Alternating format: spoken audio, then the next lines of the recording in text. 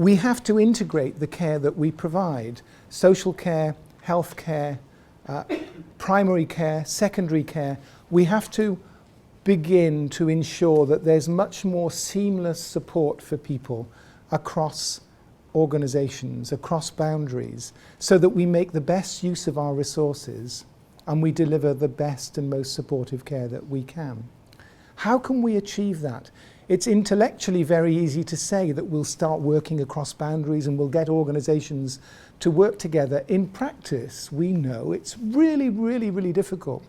And what I think we're coming to recognise is the importance of what we would call collective leadership. We've kind of moved, if you like, in our leadership development from the place that says the way to lead is to have a command and control style in healthcare. We'll tell people what to do. Well, it's just too complex and now to do that, and we have too many organisations and too many boundaries to span.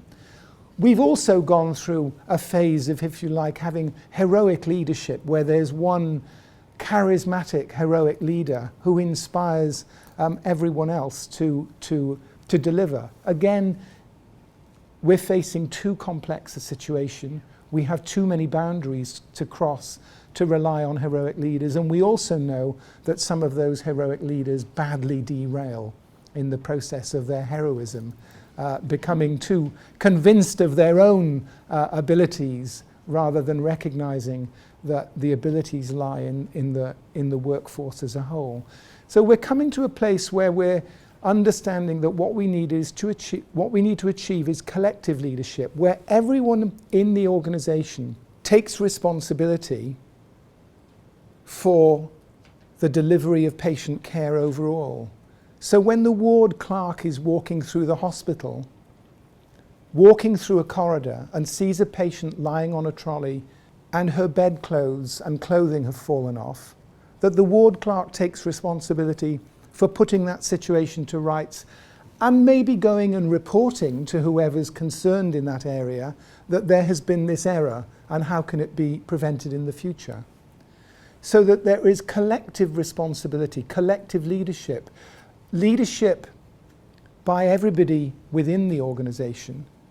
Everyone in the organisation taking responsibility. You know that story about the NASA sweeper who says, my job is to put people on the moon. And it's that kind of concept that we need everybody to take responsibility for the delivery of high quality care.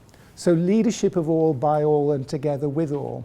And it's ensuring interdependent, collaborative leadership, working together to ensure high quality health and social care. So leaders and teams working across boundaries. So it's building teamwork within organizations, building teams across organizations. And it's work Aston OD is very much focused on, is how we can build teams across organizations and collaboration across organizations so that we achieve effectiveness, interdependent working.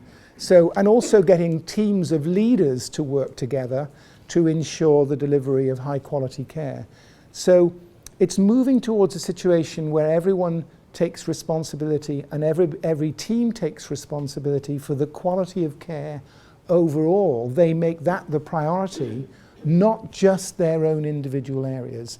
And we can achieve that through effective team-based and team working. So Lynn has been doing a lot of work around building team communities, for example, around patient pathways, ensuring not just that the individual teams are working well together, but they're working together as a collective of teams within the organization.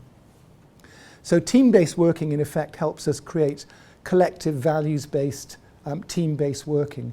And I think, to go back to this issue of leadership, it's about ensuring that we're not just focused on individual leaders, but on organizational leadership and how we get team leaders working together as a community to deliver the priorities of health and social care.